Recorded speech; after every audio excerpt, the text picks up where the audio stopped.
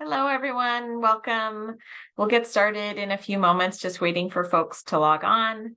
Welcome to the Essential Care Partner Support Hub's webinar on implementation and action, practical tools and practices to support essential care partners in hospitals. My name is Allison, and we will get started in just a few minutes, just waiting for everyone to log in, and then we'll get going.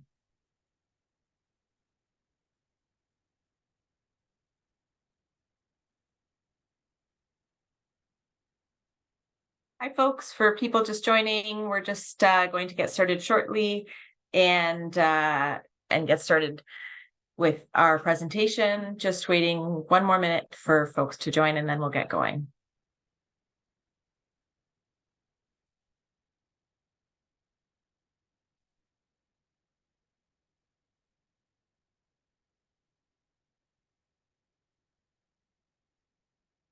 All right, I think we will start off. My name is Allison, and I'm the manager for our Essential Care Partner Support Hub at the Ontario Caregiver Organization. Really pleased to have everyone join us today. I will get started with a brief land acknowledgement. I just wanted to acknowledge that while we are on a virtual platform with folks across the province today, I want to take a moment to acknowledge the land where certainly I am speaking to you from. I'm talking to you from the traditional territory of the Haudenosaunee, the land of the Anishinaabe, including the peoples of the Mississaugas of the Credit First Nation and the Huron-Wendat Nation. This is covered by Treaty Number 13, also known as the Toronto Purchase Treaty Lands. As this picture shows, I live within walking distance of the Humber River, where I spend a lot of time with my family. And this was a major trade and portage route for a long time, many years before settlers colonized the area. And I'm reminded of this every time I spend time in this place, and I feel incredibly privileged to be able to live, work, and play in this space. I invite you to take a moment to reflect on the land where you are. And if you're not familiar with that, we will be sharing an interactive map that shares where you can find the traditional territory the city or town that lives on. Thanks for sharing that. And as team members at OCO, we're learning about the lands where we work, exploring how we can really be meaningful allies in truth and reconciliation to support the recommendations from the Truth and Reconciliation Commission. So as we kind of close out the land acknowledgement, again, just invite you to pause and reflect on the land where you're coming from today. So again, as I mentioned, my name is Allison Kilborn. I'm the manager for our Essential Care Partner Support Hub. Very pleased to be joined today by my colleagues Fardosa and Heather. Welcome, and they'll be taking over the presentation today, and I'll be stepping out. Just to give a little heads up that if you did join us on Tuesday for the presentation for the long-term care sector, this is quite similar content with a bit more specific resources for hospitals. So you might recognize some of the content from there as well. So we will get going, and I'll pass it over to Fardosa. Perfect. Thank you, Allison. Hello, everybody, and thank you for joining us for the learning session. Before we delve into our learning objective today, I'd like to first talk about the work we do here at the Ontario Caregiver Organization. So at OCO, we are dedicated to enhancing the lives of caregivers across Ontario, and this commitment holds true regardless of the caregiver's age, the care recipient's diagnosis, as well as their geographical location. And then this emphasis on collaboration ensures that our initiatives are relevant and impactful. And then a vital part of our the collaboration is the caregiver advisory panel and working groups. These dedicated individuals contribute their invaluable insights to guide our efforts and ensure that we remain attuned to the real needs of caregivers. On your left, you'll see a diagram that visually illustrates the work of OCO in advancing the well-being of our caregivers. So there's 5 different bubbles. I'm going to start off with the direct to caregiver programs and services, and there's also the caregiver and public information. So we provide accurate and accessible information to caregivers and the public, empowering them with the knowledge and resources to navigate the caregiver journey effectively. Then we have the public awareness as well as the caregiver insights and engagement. So at the core of our OCO, we continuously seek inputs from caregivers themselves, ensuring that their perspective drive our actions and initiatives. Lastly, you'll see on the pink, or you'll see the system outreach and collaboration. So by engaging with the broader systems and organizations, we work towards creating more caregiver-friendly environment, which helps to foster a collaboration that brings a wide spread of benefits. And this last point actually kind of really connects with the work we do here as the Essential Care Partner Support Hub, and working with the health systems to improve caregivers' experiences. So yeah, I'm going to go to the next slide that talks about the Essential Care Partner Support Hub. Next slide, please. So the Essential Care Partner Support Hub, which works in partnership with, we work in partnership with the Ontario Health teams, provides support to the Ontario hospitals and long-term care homes that are planning to implement or enhance the Essential Care Partner programs and policies. We offer guidance and coaches, sorry, not policies, I meant practices. We offer guidance and coaching, leading practices based on organizations that have successfully implemented the programs and practices. We have resources, tools, and templates that are helpful, as well as connections to settings and peers that have implemented. Lastly, we offer lots of opportunities for learning and knowledge exchange, such as this one. And then I'll talk more about the collaborative that we will have coming up later on as well. Next slide. So in today's learning objectives, we hope that by the end of this session, you'll gain an understanding of the impact of caregiving and the critical importance of linking caregivers to support for their own well-being.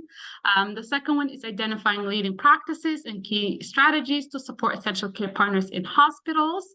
Lastly, we hope that you'll recall programs and resources and tools that are available to support caregivers. Now I'll be passing on to Heather, who will be going on the rest of the presentation. Thank you. Rosa. So I'm going to be talking a little bit about caregivers who are critical to our health system. As you can see here on your slide, 75% of the care that is provided in Ontario is provided by caregivers, and that's a pretty significant number.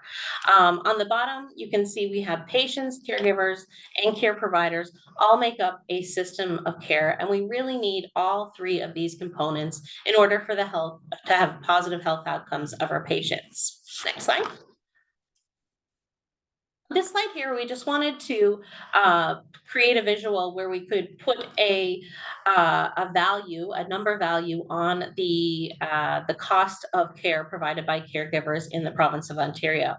And these numbers are from 2018. And as you'll see there in that blue square, the amount 42 billion is what the estimated cost of the care being provided from caregivers. So quite a significant contribution to the healthcare system. Next slide. Caregiving really impacts all aspects of a caregiver's life. Caregiving there's increased recognition as a social determinant of health. And really, you can see here on this screen the various aspects of the life of a caregiver that may be impacted during their caregiving duties. Many of our caregivers live with the individual who they're providing care for. So there could be restraints on time, no time for self-care. Mental health can be affected. Loneliness, stress, anger may all be increased due to caregiving responsibilities, as well as finances due to the inability to have a work-life balance. There's also issues around changing relationships and evolving roles, all which may cause impact on the caregiver's well-being. Next slide. As previously mentioned, there is a significant impact on caregiver health as a result of them providing care. As I mentioned, there's higher rates of loneliness, stress, depression. 1 in 5 caregivers say that their mental health is worse than it was during the pandemic. Many have hit the breaking point, but really have no choice but to continue caring. And others feel that they are more likely to have long-term health conditions due to their role as a caregiver. Slide. So it's not just the caregiver well-being that may be impacted by a caregiver not being supported, but patient health outcomes may also be impacted. We know that when a caregiver is well supported, they are able to provide better care to the care recipient. When they are feeling burnt out, this may lead to patients having to visit the ER more frequently and be admitted to hospital unnecessarily. And mental health of the caregiver impacts the mental health of the patient. Overall, caregiver well-being really impacts the ability for the caregiver to support patient care and well-being. Slide. COVID-19 has definitely had an impact on increasing the burnout levels that we see in caregivers. As I mentioned, 63% feel that they have hit the breaking point, and really are struggling to cope. A third are facing barriers in accessing support, and then almost 80% are feeling as if they have taken on the responsibility of a nurse or a PSW. And these numbers are coming from our Spotlight report for 2022, which you can see the link there on the bottom if you'd like more information. So while I've shared with you the numbers, the stats, what we know, I think it's really important to hear about the caregiver experience from somebody who's actually been a caregiver. So we're going to show this short video of Sandy, who shares her experience being a caregiver, and you may need to turn up your volume a little bit so that you can fully hear the video.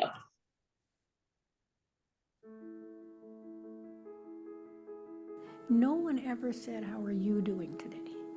They would smile, they would greet, they'd know my name, they would include me in the discussion. I felt not only did I have a voice, but was respected as somebody who would be there for all and as a support. I don't honestly remember anyone saying, "I wonder if this is overwhelming for you." I don't know whether if they did say that, they might be concerned that now you were becoming the patient. So there would be a fine line. I think that people who ask that recognize that outwardly we look really strong and capable, and inwardly we're overwhelmed, we're extremely tired, often our sleep is broken up, we have so many things to take care of, so many balls in the air. And it was not an opportunity to go into a long discussion, but it was a chance to be acknowledged. So it gave me a chance to put my 2 cents worth in that maybe would give them an idea of where to go with that session. If someone asked how I was and I said overwhelmed, it would be a natural question perhaps to say, what do you need? I don't know what services we have, but can you get a sense if there's anything that you need that we might be able to provide? But it may even help me walk away from that conversation saying, what do I need? And that, I think, would be the beginning of a conversation that didn't even have to happen with that healthcare provider.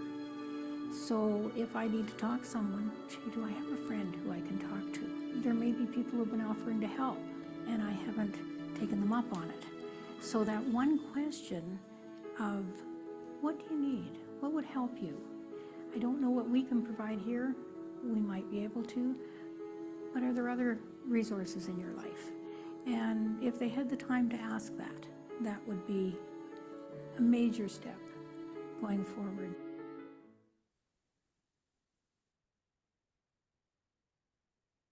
So while that was a very short clip, definitely impactful. And I think, Sandy's words really speak volumes of, a simple ask of how are you doing can really have a lasting impact.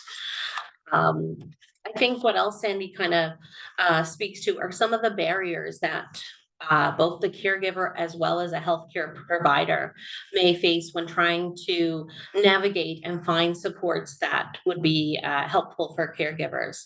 And as you'll see on this slide, for caregivers and for healthcare providers, the focus is often on the patient and the patient's need, and that really, eliminates the chance for them to be able to focus on themselves. And like Sandy said, really sit back and think about what do they need. Caregivers may feel burnt out. There's a lack of time due to the huge responsibilities they face.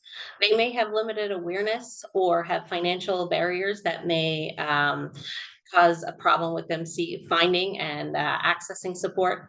And then there's also stigma that they may feel. And then when we talk about the healthcare provider, you'll see that a lot of the barriers that they're facing are very similar to the caregiver when they're trying to help support someone who's in a caregiving role.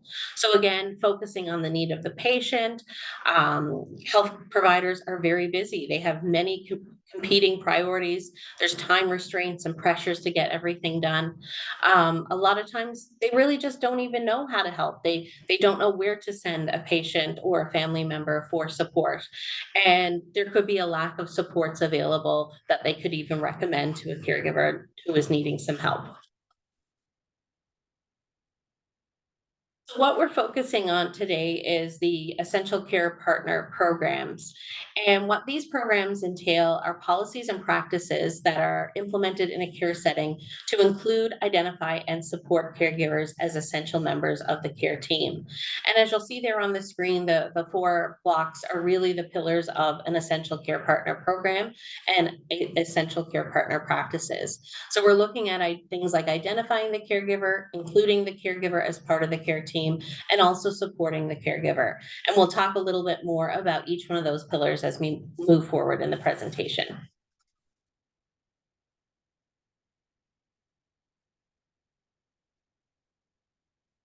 As you'll see here, we've broken those pillars down even further and highlighted the different practices that make up the identifying, including, and supporting the caregiver. What we'll talk more in depth about today is that green pillar you see there on the most right-hand side of the screen, where we're going to talk about some practices that will support the caregiver in the hospital setting.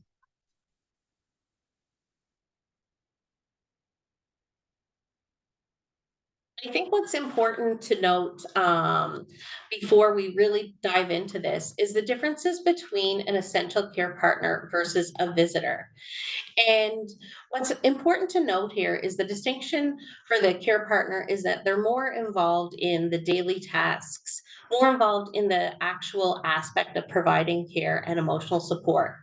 They are collaborating with the health team. They're helping maybe make decisions or being consulted on different aspects of care.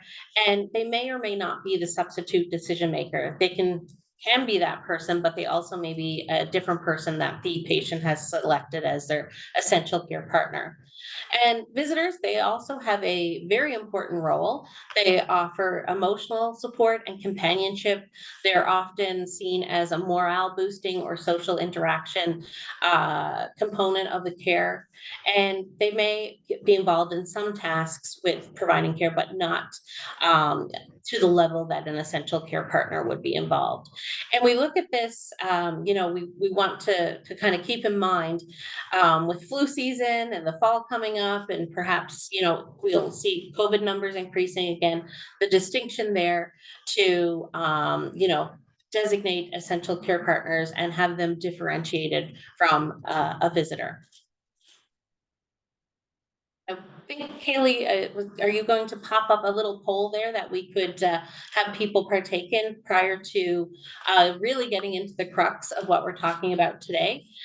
And we thought we'd just pose some questions around, I see some people are jumping in already, wondering, do people have essential care partner programs in their agency or in their hospital? And I'll just leave it there for a minute or two to allow people some time to make sure they get their responses in.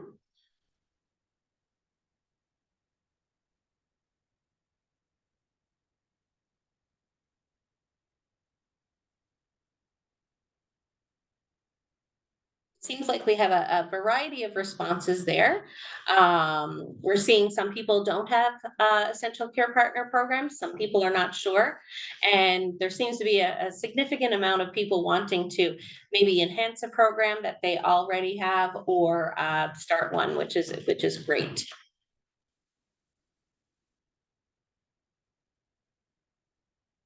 I'll just get Kaylee to pop that down so we can continue on. There we go. So looking at the support pillar of the leading practices, there's several there that you can see on the screen, but what we're going to focus on for the rest of the session today is those top three that are highlighted in the dark green. So we're going to be talking about the essential care partner orientation, the training and education, and also the link to support.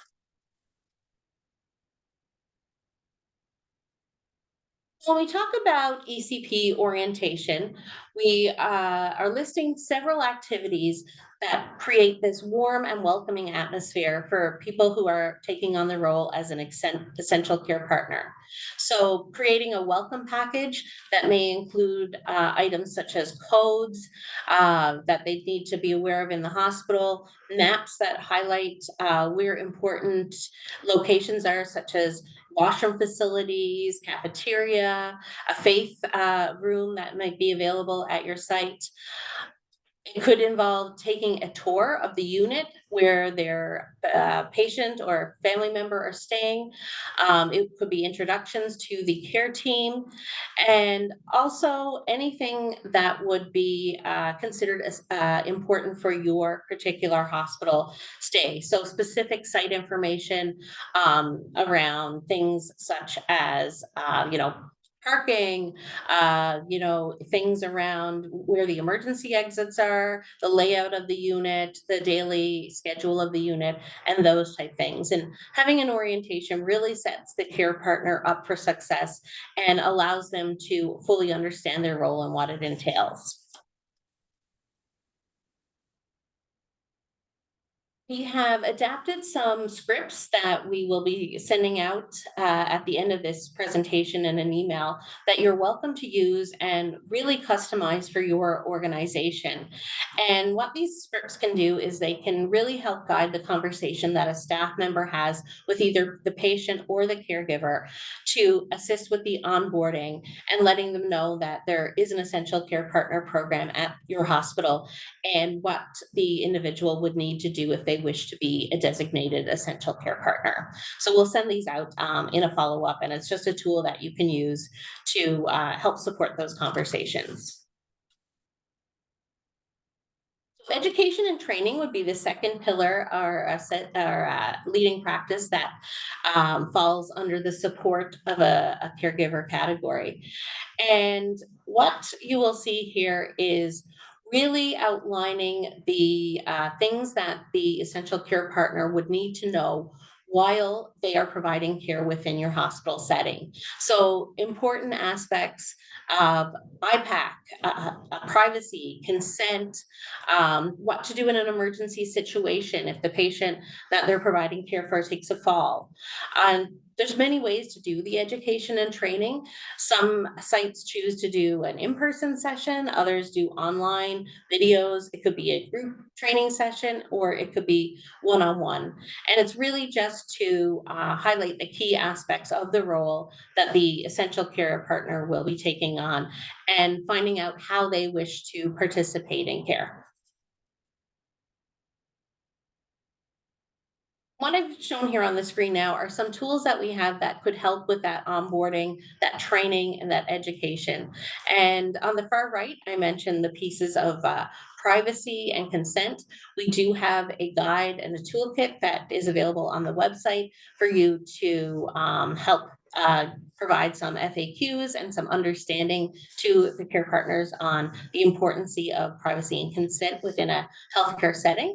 And then on the left-hand side of the screen, you'll see one of our e-learning modules, which could be part of your caregiver orientation. And these are free 20-minute modules that includes practical tips for caregivers to help understand their role and learn how to communicate and work with the care team effectively. And again, these resources are available on our website, so happy to provide some links at the end of the session. And then the last practice within the pillar of support is our link to support.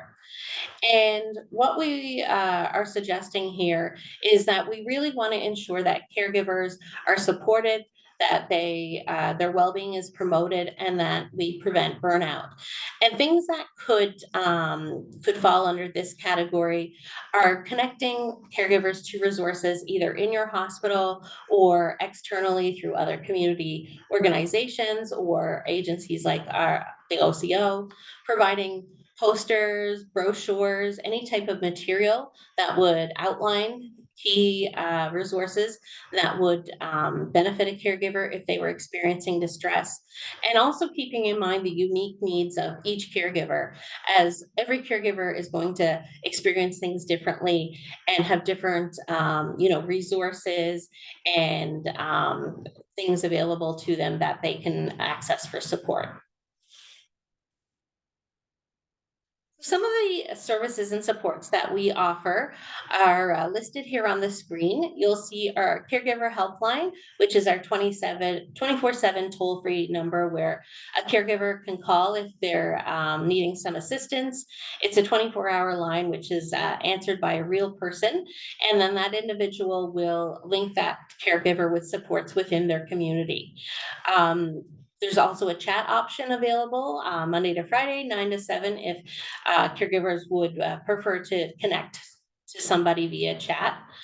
We have a peer support program, which is available in a one-on-one type setting or more of a group setting.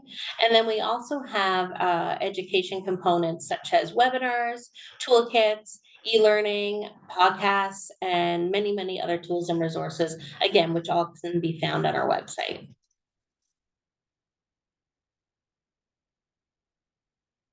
One of the programs that we offer for individuals who need additional support is our SCALE program, Supporting Caregivers Awareness, Learning, and Empowerment. And this is an 8-week program that runs twice a year. We have a session running in the spring and one also in the fall. And as you can see, we have one coming up in October. Registration is available. And what this program entails is it's an 8-week program with a variety of webinars and modules that you can see on the screen that caregivers can choose which ones they'd like to attend. And through this program, there are also supports available via individual counseling or group counseling if the caregiver chooses to avail of those extra supports. On our website, you'll also find toolkits and resources. The I Am a Caregiver toolkit has a wealth of knowledge for caregivers that can help them in their role, outlining, how to avoid burnout, how to care for themselves, how to develop, support within their care team. We have a toolkit for caregivers that are working because they're facing significant challenges trying to balance work and home life and caring. Again, a resource on our website. And then we also have the contingency planning workbook, which will support emergency planning for caregivers as they consider future steps. We have many upcoming ongoing programs and webinars. Just a couple are highlighted here that are coming up. On September the 14th, we have a webinar taking place, which I think may be very relevant to some of you working in a hospital setting, that's going to provide support to caregivers who are caring for individuals undergoing surgery. And then the following week on the 21st, we have a webinar that's focusing on healthcare consent laws and rules. And then there on the bottom, you'll see our 90-second caregiver weekly newsletter, which I would strongly encourage everybody to sign up for, as it provides many tips and tools for well-being of caregivers as well as key info. And again, this information is on our website in the events section. And then you'll see here on the screen, we have an Essential Care Partner Resource Package, which is in print format, and we're more than happy to mail out packages to your location if you're interested. And these packages will include posters that you can place in areas throughout the hospital, postcards which you can hand out to caregivers, which outline our services, the caregiver booklet, which I spoke about before, as well as lanyards, which can be handy to use with the caregiver ID badge. And you'll see our email address there on the screen. If you'd like to have a package sent to you, we'd be happy to do so. Just pop us a message and we can make arrangements for that to happen. So I'm going to pause there for a second to allow some time for questions and dialogue before handing it back over to my colleague Fredosa, who will kind of wrap up the session.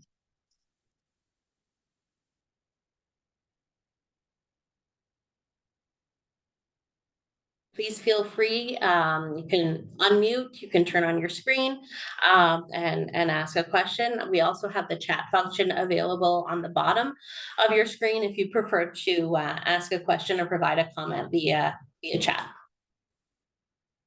Paula, I just wanted to answer your question to everybody as well, that we will be sharing the slides, links, and materials after the session. Is there Yes. I'm sorry, Erin, are you talking about the link to this webinar or future webinars?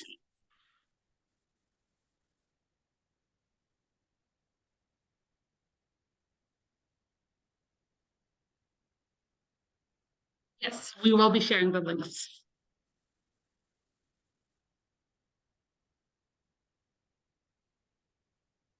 I'll give a few more seconds if anybody has a question, and you can also pop in the chat as well.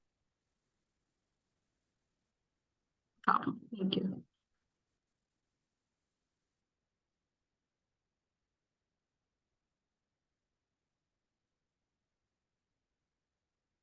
And if anybody has a question later on that they think about, we will be having our emails at the end of the slides that you can always email us directly as well. We're more than happy to answer any questions. Next. I think I see one more one question in coming into the chat right there. I think what we can do is we'll pop the email address into the chat, and people can directly email us for the resource package. One question that we often get, which maybe I might throw over to you, Heather, and then we'll pass it back to you, Fredosa, is, you know, organizations feeling maybe like a little bit overwhelmed and maybe not ready to implement a full program, but wanting to do something and just wanting to know where to start and where's best to start. That's something we hear quite regularly. We meet with you know, many different organizations, and I think, yes, this information certainly can be overwhelming, and it is. You're sitting there saying, "Well, what do I start?" But you've already started it. You've come and you're learning more. And I think, you know, the best thing for people to do if they have more questions, or if they're, you know, thinking about an ECP program, is to reach out. You know, we have the ability to set up introduction meetings with you to find out more about your agency, your hospital, and really work with you to establish, you know, if it's not a full ECP program, it could be a, you know, a practice or a policy that you implement. I think sometimes people don't really realize that they're probably already doing some of these practices in their work and just not calling it an ECP program. So you might have, you know, a senior strategy that you're working on where you're implementing various components of our leading practices. You may have an open visitor policy. You may already have the caregiver ID badge in place. So there's many ways we can weave in aspects of the program without having to, you know, launch a full program, which could take some time to set up. So please feel free to reach out. all of our implementation leads are more than happy to meet with people and help them navigate how to start and how to build on what they've already started, because nobody really wants to reinvent the wheel and do more work that's not necessary.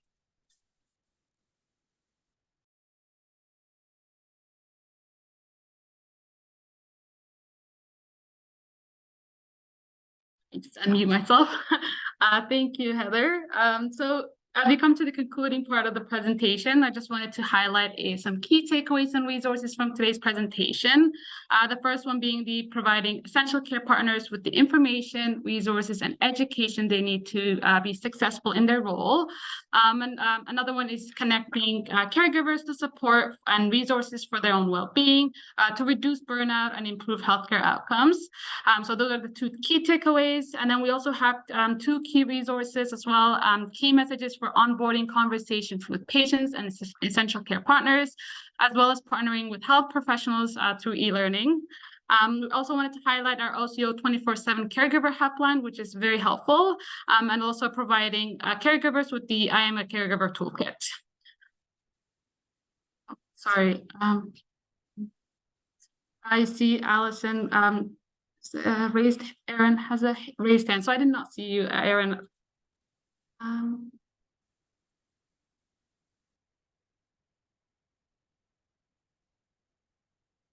You still have a question, Aaron? Oh, perfect.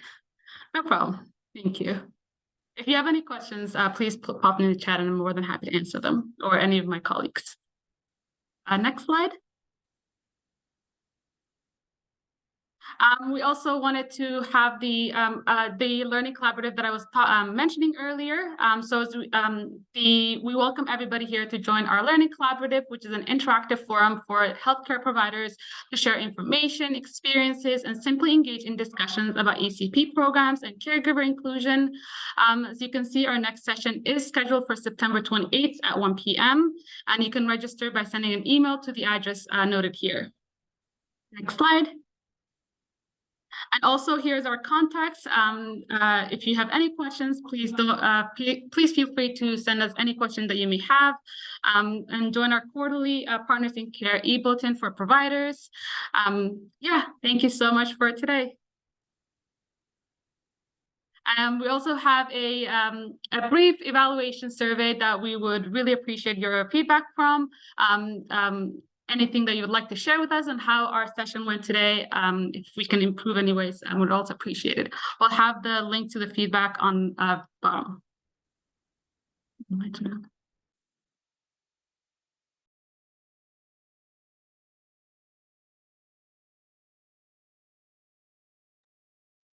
Thank you so much, everyone, for joining us today. Really happy to have you join part of and thanks for the questions and chat. Great to see the level of engagement. Thanks so much, Heather and Ferdosa, for a great presentation. We will pop that information on the survey into the chat. And then also we will send that as follow-up information as well. Thanks so much, everyone. Take care.